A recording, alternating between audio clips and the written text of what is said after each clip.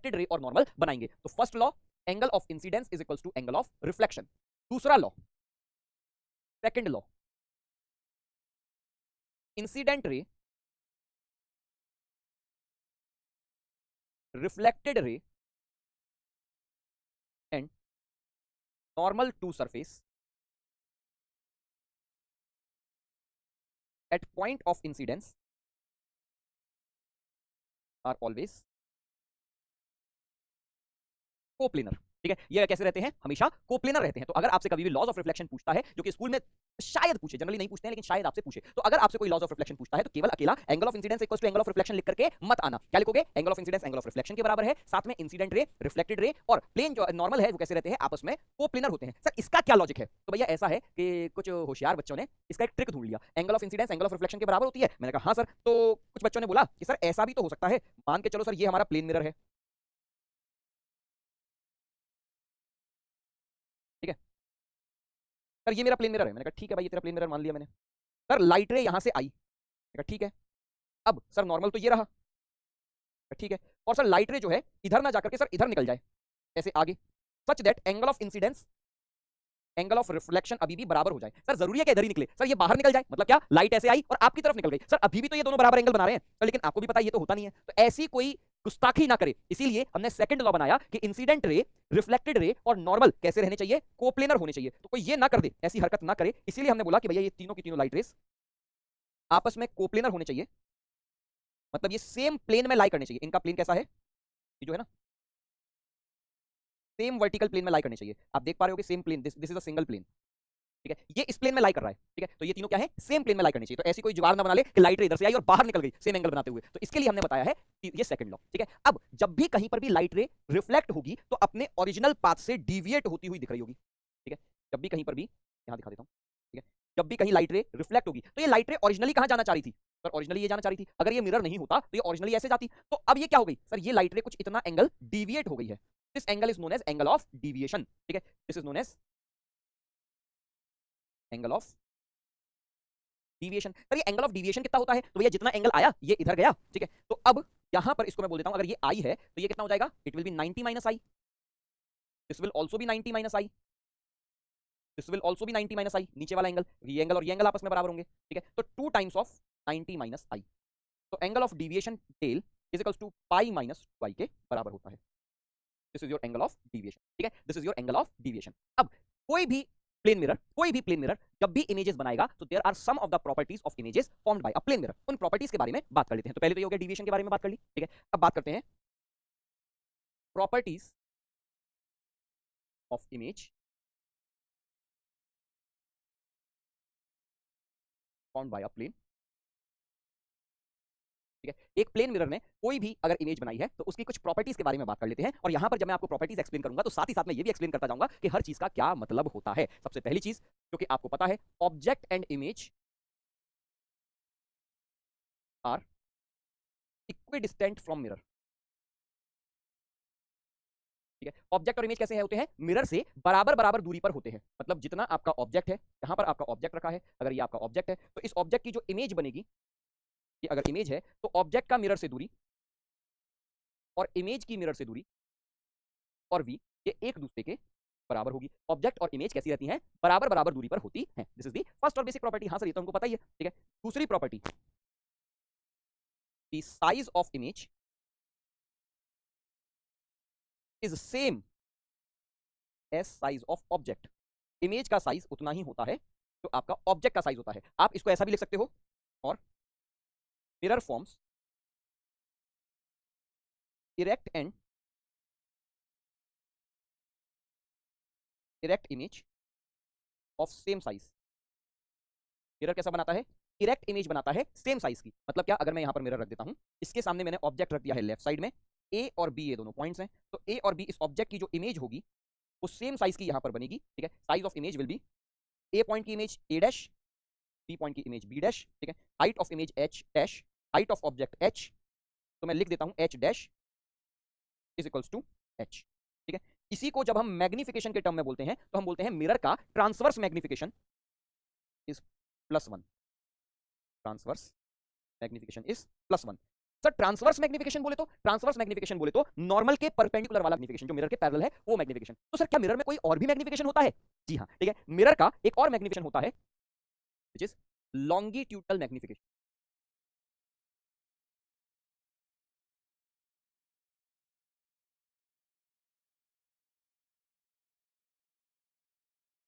एक plane mirror का longitudinal magnification -1 होता है। सर ये लॉन्गिट्यूडनल मैग्निफिकेशन क्या है? सॉरी सर ये लॉन्गिट्यूडनल मैग्निफिकेशन क्या है ये हमें नहीं पता है, ठीक है। तो मैंने कहा यार अगर आपने ऑब्जेक्ट को इस तरीके से रखा है, ठीक है, तो इस ऑब्जेक्ट की जो इमेज है वो एग्जैक्टली उल्टी बनती है और बराबर साइज की बनती है। मतलब अगर ऑब्जेक्ट का साइज मान के चलो L है, इमेज का साइज L डैश है, तो L इज इक्वल्स टू या L डैश अपॉन L, ठीक है। तो मैग्निफिकेशन क्या होगा? L dash upon L। This is your longitudinal magnification. तो साइज ऑफ इमेज यानी कि L dash divided by L and this is equals to -1। Minus क्यों? क्योंकि अगर ऑब्जेक्ट राइट साइड में देख रहा है तो इसकी इमेज लेफ्ट साइड में दिख रही है, इसीलिए हम बोलते हैं longitudinal magnification. Even longitudinal magnification किसी भी मिरर का हमेशा नेगेटिव ही होगा। अगर ऑब्जेक्ट राइट में देखेगा तो चाहे इमेज यहां बने कहीं पर भी बने, इमेज हमेशा लेफ्ट में ही देखेगी, ठीक है। आप अगर मिरर की तरफ चेहरा करके देखते हो तो चेहरा आपकी तरफ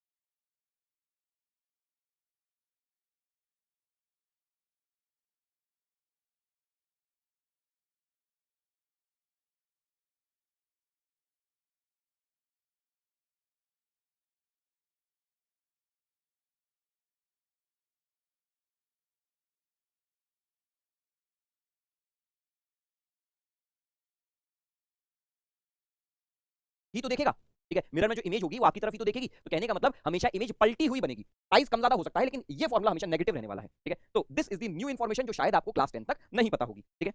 हम ऐसे ही धीमे धीमे कुछ नई नई बातें आपके सामने इंट्रोड्यूस करते जाएंगे जो कि आपने क्लास 10th में उतनी नहीं पढ़ी है। तो क्लास 12th का जो रे ऑप्टिक्स है क्लास 10th के बेसिकली जो कॉन्सेप्ट्स हैं उनके ऊपर उनके आगे बिल्ड किया हुआ है, ठीक है। चल भाई इसके दूसरी बात, आई एम श्योर आपको काफी सारे कॉन्सेप्ट्स पहले से पता होंगे।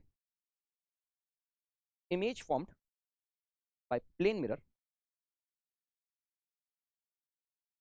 Is laterally inverted. इमेज क्या होती है? लेटरली इन्वर्ट हो जाती है। तो राइट का लेफ्ट दिखता है, लेफ्ट का राइट दिखता है। मुझे लगता है कि उसमें आपको कोई प्रॉब्लम, ठीक है। मतलब अगर मैंने यहाँ पर इसके सामने एक इस तरीके का एन बनाया तो इसकी जो इमेज है वो ऐसी एन बनेगी, ठीक है। तो लेटरली इन्वर्टेड इमेज हो, ठीक है। चलो भाई अगला पॉइंट, और आप में से काफी सारे बच्चे इस पॉइंट का पहले से इंतजार कर रहे हैं। सर काफी सारे बच्चे बोल भी रहे हैं सर प्लेन मिरर जो है वर्चुअल इमेज बनाता है, प्लेन मिरर जो है वर्चुअल इमेज बनाता है, ठीक है। तो सुन लेना भाई, plane mirror forms virtual image of real object and real image of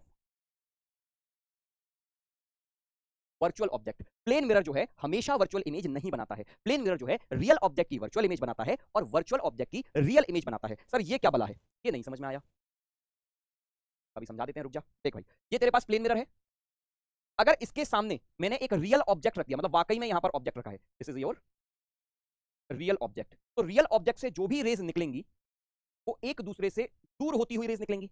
टकराने के बाद ये रेज अभी भी दूर होती हुई जा रही है, ठीक है। तो ये रेज कहां पर मिलती हुई लगेंगी? क्या रेज कहीं पर वाकई में मिल रही है? ठीक है, नहीं। लेकिन अगर कोई इसको एक्सटेंड करे तो ऐसा लगेगा कि ये रेज यहां पर कहीं मिल रही है। सिंस यहां पर रेज हकीकत में नहीं मिल रही है, इसीलिए हम इसको बोलते हैं वर्चुअल इमेज। राजू, जहां पर इंसिडेंट रेज मिले उसको हम बोलते हैं ऑब्जेक्ट, जहां पर रिफ्लेक्टेड रेज मिले उसको हम बोलते हैं इमेज। ठीक है, ये बात याद रखना, जहां इंसिडेंट रेज मिले तो हम बोलते हैं ऑब्जेक्ट, जहां रिफ्लेक्टेड या फिर रिफ्रैक्टेड रेज मिले उसको हम कहते हैं इमेज। अगर वाकई में मिल रही हैं तो रियल ऑब्जेक्ट, अगर अपीयर होती हुई लग रही है कि मिलेंगी, सर अपीयर होती हुई कैसे लगेंगी? मैंने कहा यहां से कोई भी इंसान जब देख रहा होगा तो इस इंसान को ये लग रहा होगा कि ये रेज जो है यहां से ओरिजिनेट हो रही हैं। Human eyes can not differentiate between an object and its image. ठीक है, ह्यूमन आईज ऑब्जेक्ट और इमेज को डिफरेंशिएट नहीं कर पाती हैं। अगर हमें कोई ऑब्जेक्ट और इमेज दिखा दी जाए, हमें साइड बाय साइड रख के दिखा दी जाए, और अगर मिरर की बाउंड्री छुपा ली जाए तो हम ये नहीं बता पाएंगे इसमें से असली कौन है नकली कौन है, मतलब क्या ऑब्जेक्ट कौन है और इमेज कौन सा है, हम ये डिफरेंशिएट नहीं कर पाएंगे। तो हम क्या देखते हैं, हम तो वो मिरर की बाउंड्री से पता करते हैं कि अच्छा ये मिरर के अंदर है तो ये इमेज है, ये मिरर के बाहर है। तो आपने देखा होगा शीशा घर में कई जगह इस तरीके के शीशे बनाए जाते हैं जहां बाउंड्रीज नहीं समझ में आती हैं, तो वहां पर ये पता करना बड़ा मुश्किल होता है कि एग्जिट कौन सा है, बाहर निकलने का रास्ता कौन सा है। तो लोग दीवार वगैरह से टकरा जाते हैं, शीशों से आपस में टकरा जाते हैं, क्योंकि हमको समझ में नहीं आता कौन सा एग्जिट है। हमें लगता है यार दरवाजा यहां पर है, वो मिरर का दरवाजा कौन वाकई में एग्जिट लगने लगता है, तो हम उसके अंदर घुसने की कोशिश करते हैं। ठीक है, तो human eyes can not differentiate between an object and its image. ठीक है, अब रियल ऑब्जेक्ट की वर्चुअल इमेज बनी, लेकिन अगर इसी की जगह इंसिडेंट रेस कुछ ऐसी आ रही होती, कन्वर्जिंग रेस, तो ये रेस कहां जाकर के मिलती, यहां पर। तो इस केस में ये आपका हो जाता वर्चुअल ऑब्जेक्ट। फिर से बोलता हूं, जहां पर इंसिडेंट रेज मिलती हैं उसको हम बोलते हैं वर्चुअल ऑब्जेक्ट, उसको हम बोलते हैं ऑब्जेक्ट। ठीक है, अब यहां पर इंसिडेंट रेज वाकई में नहीं मिल पा रही तो दिस इज वर्चुअल ऑब्जेक्ट। और वर्चुअल ऑब्जेक्ट की कैसी इमेज बनेगी, और वर्चुअल ऑब्जेक्ट की रियल इमेज बनी, this is your real image. ठीक है, this is your real clear, virtual object की रियल इमेज। अब मुझे पता है आप लोगों के दिमाग में ये कहानी आ रही है, सर ऐसी रेस कब आकर के मिल सकती है, ऐसा भी कभी मिल सकती है क्या? मैंने कहा हाँ मिल सकती है। मैंने मान के चलो कोई लेंस लगा दिया, यहाँ ऑब्जेक्ट रख दिया, यहाँ मिरर रखा, तो यहां से निकलने वाली रेस अब ऐसी आकर के मिल सकती है। तो इस मिरर के लिए जो इंसिडेंट रेज हैं वो क्या हो जाएंगी, ऑब्जेक्ट हो जाएंगी। ठीक है, तो ऐसे वाले केसेस के बारे में बात हो रही है। ठीक है, अच्छा एक और चीज यहां से समझ में आ रही है, इस लेंस की जो इमेज है वो इस मिरर के लिए ऑब्जेक्ट का काम करेगी। ठीक है, तो जहां इंसिडेंट, एक चीज की इमेज दूसरे के लिए ऑब्जेक्ट का काम हो सकती है। मान के चलो जैसे इसने यहाँ पे इमेज बनाई, अब ये रेस और आगे गई तो कोई दूसरा मिरर होता तो दूसरे मिरर के लिए ये इमेज ऑब्जेक्ट बन जाती। ठीक है, तो इसको ऐसा लगता है कि ये ऑब्जेक्ट रखा हुआ है। ठीक है यार, ये बात समझ में आ गई, तो इसीलिए मैंने ये चीज बोला था। यहां रेस वाकई में मीट करें तो वो हो जाएगा रियल ऑब्जेक्ट स्लैश इमेज। यहां रेस मीट करती हुई लग रही हो पर असली में मीट ना करें तो हम बोलते हैं वर्चुअल इमेज या फिर ऑब्जेक्ट। ठीक है, मैं जो बातें बोल रहा हूं बस उन सारी बातों को आपके सामने रिटन फॉर्मेट में लिखता जा रहा हूं। ठीक है, सो दैट आपको ये चीजें पता हो। और दूसरी बात कहीं मैं लिख देता हूं, human eyes can't differentiate between an object and its image. यही तो रीजन है कि आपको जो 3D होलोग्राम्स होते हैं, 3D चीजें होती हैं, वैसा लगता है बिल्कुल आपको लाइफ लाइक है, आपको समझ में नहीं आता कि वहां पर चीज वाकई में रखी है या खाली उसकी इमेज है। ठीक है, यही रीजन है। चलो भाई, तो ये कुछ पॉइंट्स थे जो कि किसके हैं, these are the properties of images formed by plane mirror। ठीक है, तो उम्मीद करता हूं ये सभी पॉइंट्स आपने लिख लिए होंगे। ठीक है, चल भाई नोट कर लिया। अब बात कर लेते हैं नंबर ऑफ इमेजेस की। ठीक है, एक प्लेन मिरर कितनी नंबर ऑफ इमेजेस बना सकता है? तो भाई अगर एक प्लेन मिरर रखा है तो वो तो एक ही इमेज बनाएगा, लेकिन अगर मल्टीपल प्लेन मिरर्स लगा दी जाए, मान के चलो एक प्लेन मिरर मैंने यहां पर इस तरीके से रखा हुआ है, एक ऑब्जेक्ट को यहां पर मैंने रख दिया। ठीक है, लेट अस से दिस इज आवर ऑब्जेक्ट, तो इस ऑब्जेक्ट की यहां पर कोई इमेज बनेगी, हां सर ये इमेज बनेगी। अब इसके बाद अगर मैं इसके परपेंडिकुलर एक और मिरर लगा दूं तो इसकी इमेज एक यहां तो बनेगी ही बनेगी। ठीक है, एक इमेज यहां बनेगी, और इस वाले मिरर के लिए ये जो इमेज है ये भी क्या काम करेगी, ये भी ऑब्जेक्ट की तरह ही काम करेगी, तो इसकी भी एक इमेज यहां पर बनाएगा। तो I1 I2 और I3, इस तरीके से ये मिरर बेसिकली 3 इमेजेस बनाएगा। सर लेकिन इसकी इमेज कैसे बना सकता है? तो जरा देखिएगा एक्चुअल में क्या हो रहा होगा। लेट अस से यहां से कोई भी एक रे गई, ठीक है, इससे टकराई, और ये रे टकरा करके यहां से जाएगी। ठीक है, अब ऐसे मान के चलो एक रे कुछ ये गई तो ये इससे टकराई, टकरा करके वापस जाएगी। ठीक है, ये एक रे ऐसी गई तो ये इधर जाएगी, टकरा करके ये रे भी वापस ऐसी जाएगी। अब इस वाले मिरर के लिए ये क्या है, ये रिफ्लेक्ट, ये रेज इंसिडेंट रेज हो गई, तो इसकी ये रेज कहां लग रही है, ऐसा लग रहा है कि यहां इस ऑब्जेक्ट से आ रही है, तो इस मिरर के लिए I1 क्या हो जाएगा, एक ऑब्जेक्ट हो जाएगा। हर वो ऑब्जेक्ट जो कि इस प्लेन मिरर के राइट साइड में पड़ता है वो एक ऑब्जेक्ट की तरह काम करेगा। अब सर ये तो राइट एंगल था, चलो फिर भी समझ में आ गया, लेकिन अगर यहां पर मान के चलो कुछ रैंडम एंगल्स होते तो हम किस तरीके से नंबर ऑफ इमेजेस बनाते हैं। ठीक है, तो भाई एक तो तरीका है आप इसको फॉर्मूले से सॉल्व कर लो। ठीक है, अगर आपके पास दो प्लेन मिरर हैं, ठीक है, दो प्लेन मिरर हैं, इन दोनों प्लेन मिरर्स के बीच में एंगल है थीटा, तो टोटल नंबर ऑफ इमेजेस, ठीक है, क्या हो जाएगा 360 डिग्री बाई थीटा डिग्री। ठीक है, 360 बाई थीटा की वैल्यू हो जाएगी। अब फिर ये देखो अगर ये इंटीजर है या नॉन इंटीजर है। ठीक है, अगर ये इवन है या ऑड है, ठीक है, तो इसमें भी आपके दो केसेस बनेंगे। अगर ये 360 बाई थीटा आपका इवन आया या फिर ऑड आया, फिर उसमें भी केसेस बनते हैं। तो इस तरीके से कई सारे केसेस बनते हैं। मैंने कहा मैं आपको ये तरीका नहीं बताऊंगा, मैं आपको बड़ा सिंपल सा ब्रह्मास्त्र बता रहा हूं, आप फटाक से total number of images calculate कर सकते हैं। ठीक है, देखना राजू किस तरीके से नंबर ऑफ इमेजेस कैलकुलेट करते हैं। तो लेट अस से ये आपका एक मिरर है, ये आपका दूसरा मिरर है। मैं एक एग्जांपल की हेल्प से आपको समझाता हूं कि टोटल नंबर ऑफ इमेजेस कितनी बनेगी। लेट अस से इन दोनों के बीच में एंगल है 70 डिग्री और यहां पर रखा हुआ है ऑब्जेक्ट O, और इस ऑब्जेक्ट का यहां से कोई मैंने आपको एंगल दे दिया है, दिस एंगल इज 30 डिग्री। ठीक है, this is mirror 2, this is mirror 1। ठीक है, आपको बतानी है total number of images. Find total number of images, कुल कितनी इमेजेस बनेंगी। तो क्या करना है, आप यहां पर इस तरीके से एक टेबल बना लो। ठीक है, M1 M2, यहां पर कितना दिया है, M1 से एंगल कितना है 30 डिग्री, तो M1 की जो पहली इमेज बनेगी this will also be at 30 degree, क्योंकि भैया जितने एंगल ऊपर, सोचो अगर ये दूरी बराबर है, ये दूरी और ये दूरी बराबर है, if u is equals to v, ये बराबर है, तो ये एंगल भी तो बराबर होंगे। जितने एंगल पर ये आपका ऑब्जेक्ट रखा है उतने ही एंगल पर आपकी ये इमेज भी बनेगी, दोनों बराबर बराबर एंगल, तो ये कितना हो गया 30 डिग्री। अब यहां पर लिख लो 30 डिग्री, बचा हुआ एंगल कितना है सर, ये वाला एंगल हो जाएगा, तो this angle will be 40 degree, 40 degree. अब इस तरीके से इन दोनों के बीच में एंगल क्या है सर 70 डिग्री। हर बार इन दोनों में से जब भी आप इधर जाओ या इधर जाओ तो क्या करोगे, 70 डिग्री आप ऐड करते जाओ दोनों में, तो 30 डिग्री प्लस 70 डिग्री 100 डिग्री, तो M2 जो है इसकी इमेज बनाएगा 70 प्लस 30 100 डिग्री पीछे। ठीक है, अब ऐसे 40 प्लस 70 110 डिग्री, तो M1 जो है इसकी यहां पर एक इमेज बनेगी जो I2 बनी होगी पहली इमेज, ये भी तो 40 डिग्री पर होगी, तो M1 जो है इसकी इमेज बनाएगा तो 40 प्लस 70 110 डिग्री पीछे बनाएगा। ठीक है, फिर से दोबारा से फिर से ये प्रोसेस आपको करते जाना है।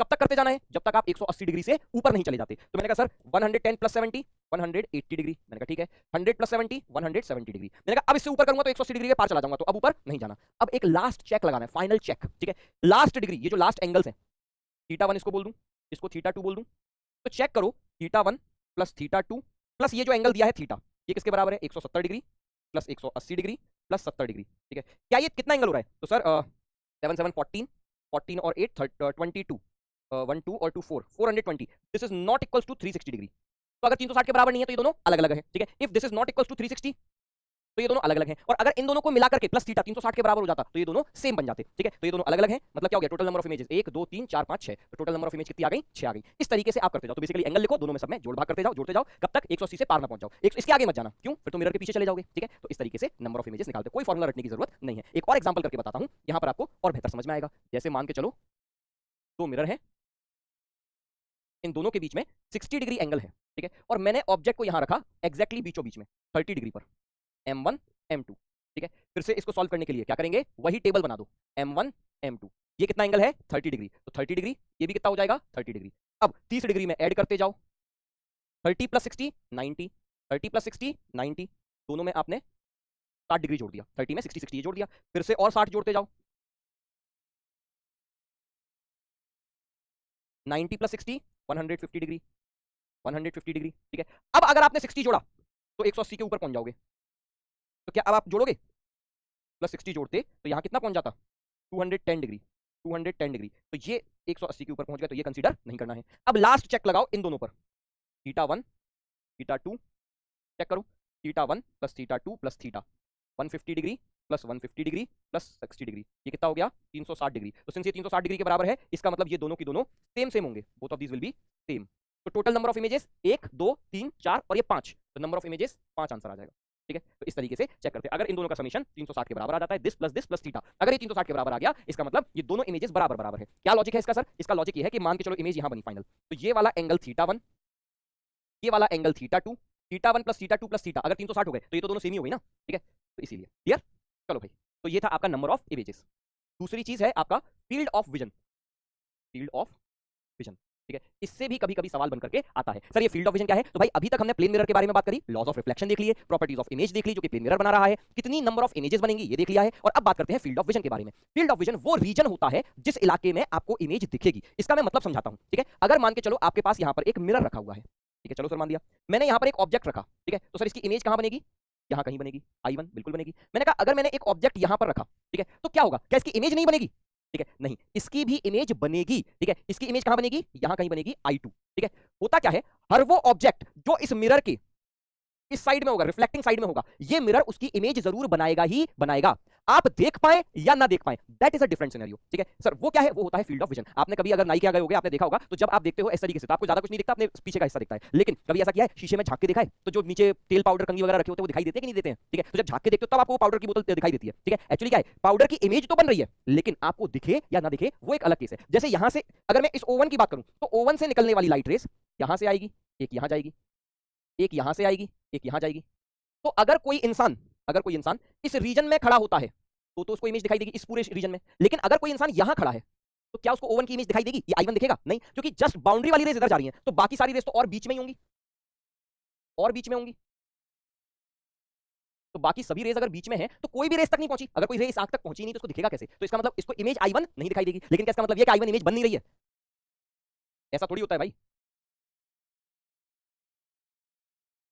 ठीक है। तो इमेज आई वन बन तो रही है, ठीक है। ये बिल्कुल वही वाली बात हो गई कि शत्रुमुर्ख को देखा कि खतरा आ रहा है तो क्या कर दिया कि मुंडी मिट्टी में डाल के घुसा के बैठ गया, क्या आंखें बंद कर ली, तो खतरा थोड़ी खत्म हो गया। तो मैं अगर दिखना बंद हो गया तो इसका मतलब थोड़ी खतरा नहीं है, ठीक है। तो खतरा तो अभी भी है, इमेज तो अभी भी बन रही है, तो मैं नहीं दिख रही, तुम्हारी खोट है ना भैया, ठीक है। ऐसी अगर मैं सर ओ की बात करूं तो यहां से आने वाली रे एक यहां जाएगी, एक रे यहां जाएगी, ठीक है। तो ये वाली रे ऐसी निकल जाएगी, ये वाली रे ऐसी निकल जाएगी। तो ये इसका फील्ड ऑफ विजन होगा, ये वाला रीजन, ठीक है। तो अगर कोई इंसान इस रीजन में बैठा हुआ है तो इसको इसकी O2 की इमेज दिखेगी, ठीक है। लेकिन यहां इसको इमेज दिखेगी नहीं दिखेगी, इसको दिखेगी इसको भी नहीं दिखेगी। तो ऐसी चीजों को हम बोलते हैं फील्ड ऑफ विजन। और फील्ड ऑफ विजन निकालने का सबसे आसान तरीका है मिरर के दोनों एंड्स पर रिफ्लेक्शन करा दो, ठीक है। और जो रीजन आएगा that will be your field of vision, ठीक है। वो आपका फील्ड ऑफ विजन हो जाएगा, आपको कोई टेंशन लेने की जरूरत नहीं पड़ेगी। क्लियर? तो ये आपका होता है फील्ड ऑफ विजन। तो एक सवाल करते हैं फील्ड ऑफ विजन का। मान के चलिए ये आपका मिरर है, ठीक है। यहां पर मैंने ऑब्जेक्ट रखा है at some distance 2 metre away from mirror. ये मिरर की हाइट मान के चलो मैं बोल देता हूं 2 मीटर ही मिरर की हाइट है, ठीक है। और ये पीछे की तरफ एक दीवार है, ठीक है। अब दीवार का कितना हिस्सा, या मान के चलो एक कोई यहां से ऑब्जेक्ट जा रहा है, ठीक है। तो कई बार क्या बोलता है कि यहां पर आपकी आंखें रखी हुई हैं, ठीक है। कई बार आप क्या करेगा, इस तरीके से फेरबदल कर देगा, यहां पर आंखें रखी हैं, बोलेगा दीवार का कितना हिस्सा इसको दिख रहा है।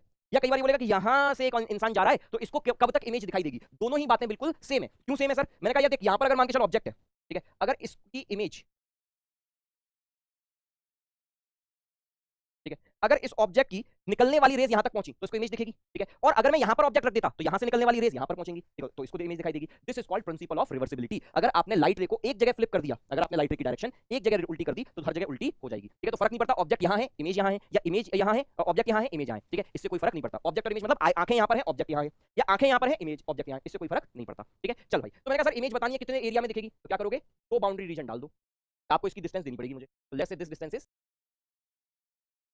के नंबर ऑफ वेज सेम रहेंगे। क्या मेरी बात समझ में आती है? एफएनएफ में लिखने जा रहा हूं और हर एक अरेंजमेंट इक्वली लाइकली है।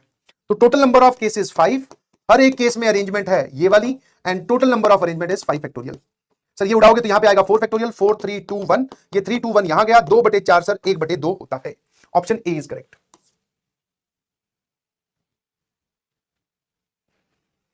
ठीक है। अब जो लड़का ये बेटा, तो फिर तो एक तो तुम सुन नहीं रहे हो, तो फिर फायदा क्या इतना अच्छे से एक्सप्लेन करने का? बोले सर ये वाला केस भी चलेगा, इस लड़की के आगे एक ही लड़की और एक ही लड़का, ये केस नहीं चलेगा, ये अमाउंट इससे कम से कम एक ज्यादा होना चाहिए। क्या है बे, एसएमजे की घड़ी लगा दीजिए, ये 10th क्लास का क्वेश्चन है।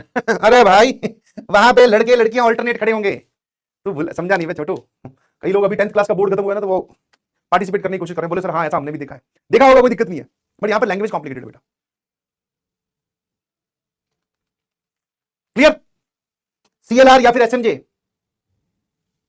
आ जाइए अगला सवाल। A coin is biased, based नहीं है, बायस्ड है, BIA। बायस्ड मतलब कि वो शोले वाला कॉइन हो सकता है, दोनों तरफ हेड छपा हो, वो तो ज्यादा ही बायस हो गया, मतलब जिसमें हेड और टेल आने की प्रोबेबिलिटी बराबर ना हो, हमें पता नहीं है। So that the head is twice. ये वाला सवाल तो मैं फिर से पोल में कंडक्ट करूंगा यार। चलिए स्टार्ट पोल। एक कॉइन है जिसमें हेड आने की जो प्रोबेबिलिटी है, probability of getting head is twice as likely as occurrence of tail. ठीक है सर।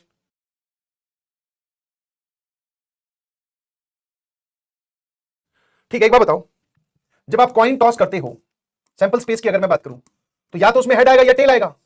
टेल आने की प्रोबेबिलिटी मान लेते हैं सर x है, तो अगर इसकी प्रोबेबिलिटी x है तो इसकी प्रोबेबिलिटी क्या है 2x। और मैंने आपको बताया था चाहे दोनों की प्रोबेबिलिटी बराबर हो चाहे अलग अलग हो, तो सम ऑफ द प्रोबेबिलिटी हमेशा क्या आएगा 1। तो 2x प्लस x की वैल्यू आ गई 1/3, तो probability of head is 2/3, probability of getting tail is 1/3। ये बात क्लियर है? बायस्ड कॉइन है ना, छेड़खानी की गई है। अब क्या बोल रहा है, एक कॉइन को 3 बार उछाला, क्या बोल रहा है, getting 2 tails and 1 head. 2 tail मतलब आपने 3 बार उछाला, 2 टेल और 1 हेड चाहिए, तो ये भी हो सकता है, क्योंकि उसने ये नहीं बोला ना पहले चाहिए बाद में चाहिए। और ये इसकी प्रोबेबिलिटी क्या है, टेल आने की प्रोबेबिलिटी है 1/3, 1/3 इंटू 2/3। जब तक आपको दिया गया प्रोग्राम या आउटकम कंप्लीट ना हो तब तक आज की स्टोरी सुनाने से पहले अगर मैं आपको यह कहूं, इस दुनिया में एक ऐसी मनहूस कुर्सी भी है जिस पर बैठने की औकात किसी की नहीं है, और ना ही किसी के अंदर इतनी हिम्मत है कि कोई उस पर बैठ जाए, क्योंकि आज तक जो उस कुर्सी पर बैठा वो हमेशा के लिए।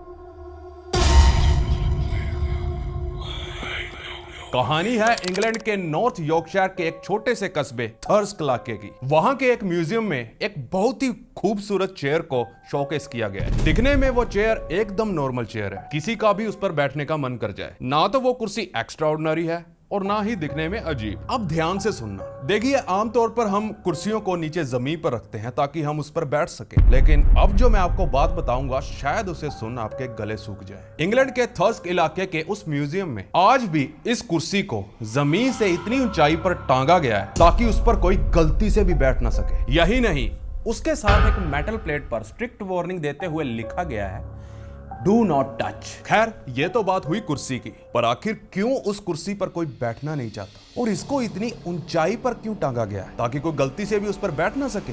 व्हाई? उस म्यूजियम की माने तो उनका कहना है कि यह कुर्सी शापित है। जो भी इस मनहूस कुर्सी पर बैठा है वो बचा नहीं। किसी मिस्टीरियस तरीके से वो कुर्सी उन सभी बैठे हुए लोगों को अपने साथ ले गए। इस खौफनाक और मनहूस कुर्सी की वजह से मरने वालों की तादाद 30 से भी ज्यादा है, और अगर इस कुर्सी को छत से ना टांगा जाता तो आप सोच भी नहीं सकते यह कुर्सी क्या कर सकती थी। आखिर था क्या उस कुर्सी में, और क्यों वो कुर्सी अपने ऊपर किसी को बैठने नहीं देती? इसके पीछे की कहानी सुनोगे तो इस स्टोरी को भूलना ही आपके लिए बेहतर होगा।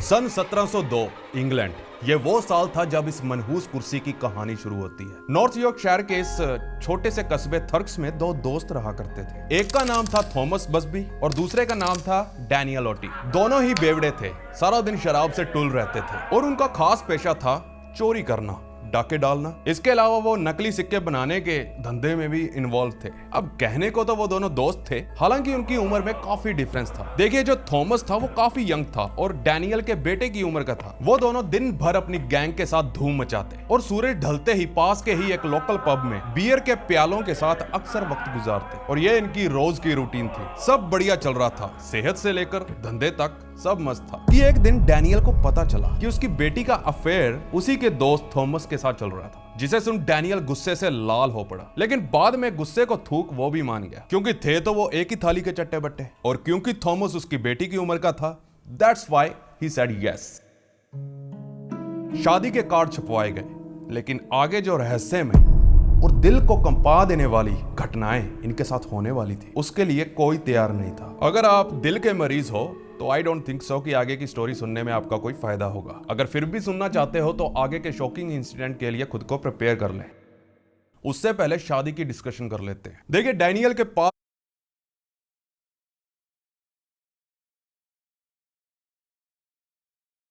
हो तब तक आने वाली प्रोबेबिलिटीज को मल्टीप्लाई किया जाता है 1/3, 1/3, 2/3। ठीक है, और ऐसे यहां पर आएगा सर 1/3, 2/3, 1/3, और ऐसे यहां पे हो जाएगा सर दिस इज 2/3, 1/3, 1/3। FNF बोलिए प्लीज। तीनों को ऐड करोगे तो 3 इंटू 2/9, ये 27। आंसर आ गया सर 2/9। ऑप्शन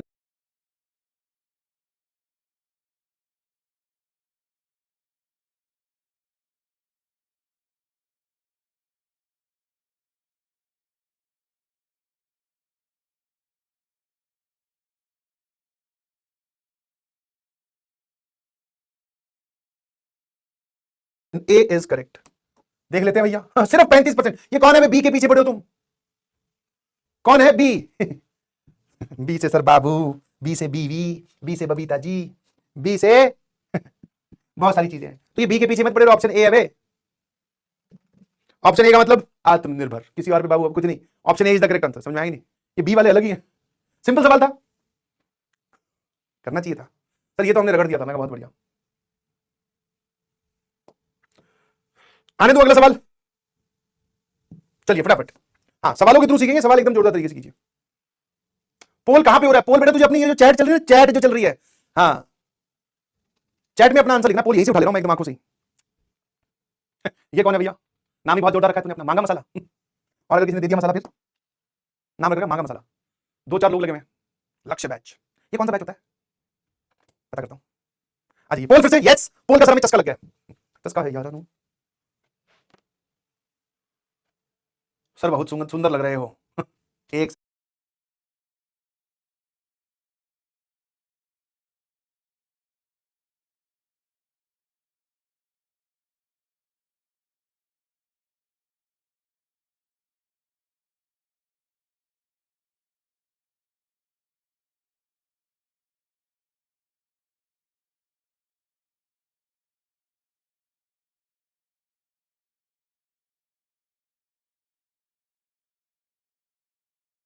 सेकंड, पढ़ने आया कि सुंदरता देखना है? सर आया तो पढ़ने ही है, बट साथ में तारीफ कर दी तो क्या दिक्कत? डी आंसर आ रहा है। चलो जनता शिफ्ट तो हुई कम से कम। 2 मार्बल्स आर ड्रॉन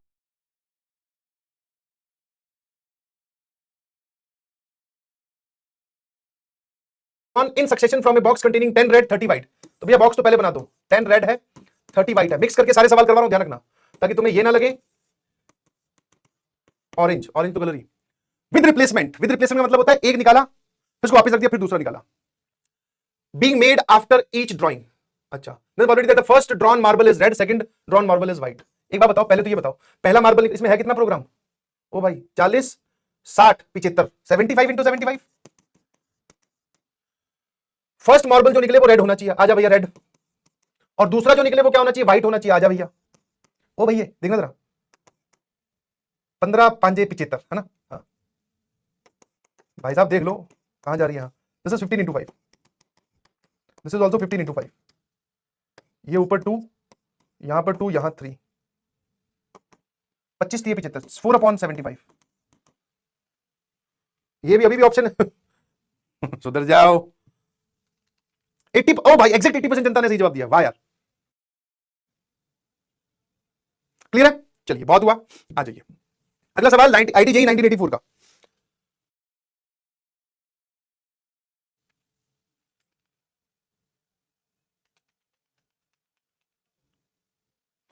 आ जाइए अगला सवाल 1984 का, बहुत ही जोरदार सवाल है, क्योंकि इसमें एक एरर होता है, बस वो आपको एरर पकड़ना है।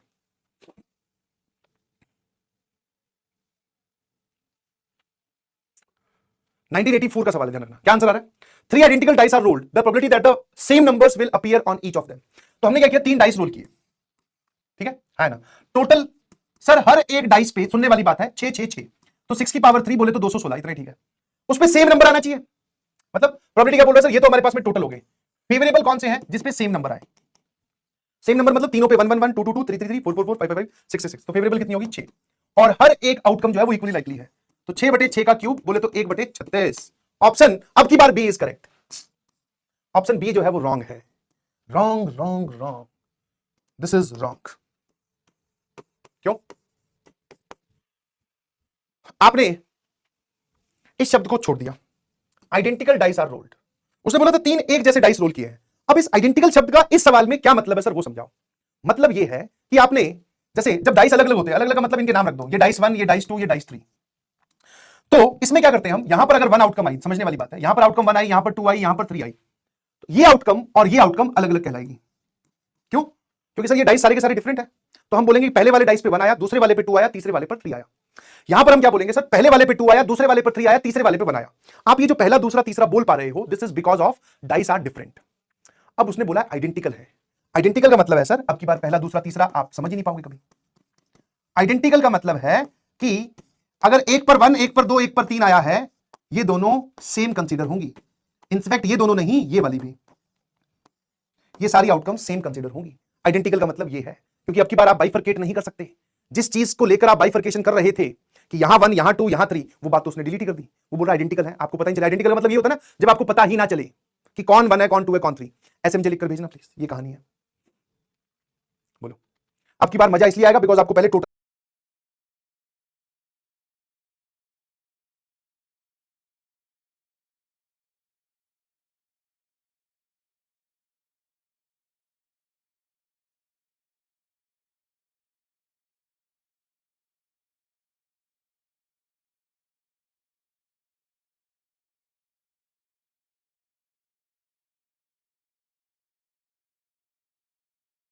आउटकम्स भी गिननी होंगी। आइडेंटिकल वर्ड, जैसे आप यहां पर अगर ये सवाल होता ना डिस्टिंक्ट, इसको आइडेंटिकल हटा लो, यहां पे लिख दो डिस्टिंक्ट, तब आपका ये जवाब एकदम सही है, कोई दिक्कत वाली बात नहीं है। आइडेंटिकल ऐसा सारे एक जैसे हैं, आप इन दोनों में बाइफरकेशन नहीं कर सकते।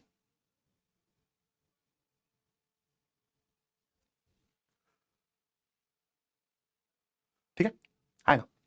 आ जाइए, मेरी बात ध्यान सुनना। पहले तो आप मुझे टोटल आउटकम्स बताओ। अब यहां पर थोड़ा दिमाग लगेगा प्लीज, बढ़िया सवाल है, क्योंकि सर जो रेगुलर हमारी अप्रोच होती है उस अप्रोच को इसने चैलेंज कर दिया।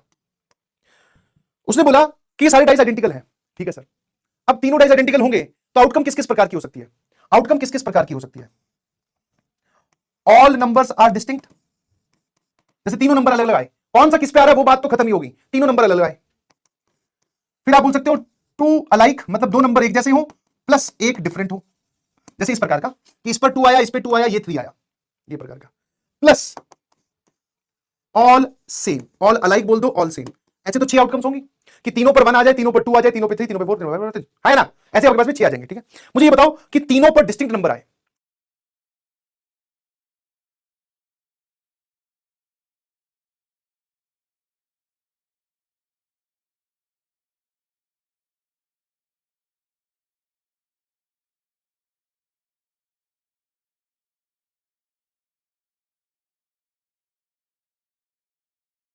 तो अब की बार अरेंजमेंट नहीं करना है, सिर्फ सिलेक्शन करके छोड़ दो। समझने वाली बात है। इसमें आप लिखोगे 6 में से कोई भी 3 नंबर सेलेक्ट कर लो, वो हमें यहां दिखेंगे।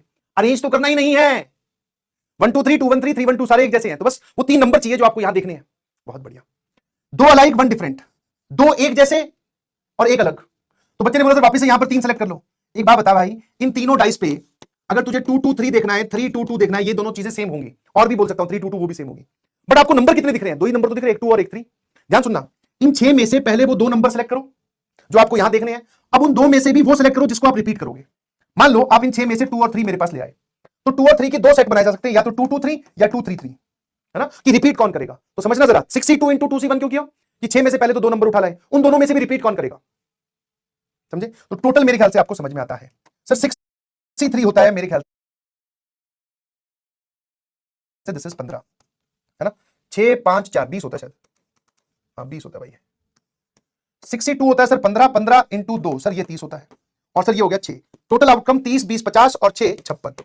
अब मैं यहां पर आपसे रिक्वायर्ड प्रोबेबिलिटी लिख रहा हूं, दैट इज 6/56, जिसको आप बोलोगे 3/28।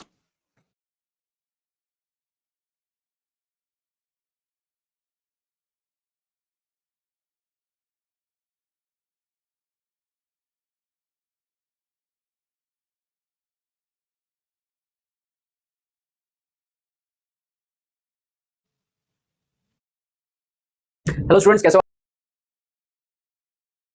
दैट इज 6/56, जिसको आप बोलोगे 3/28।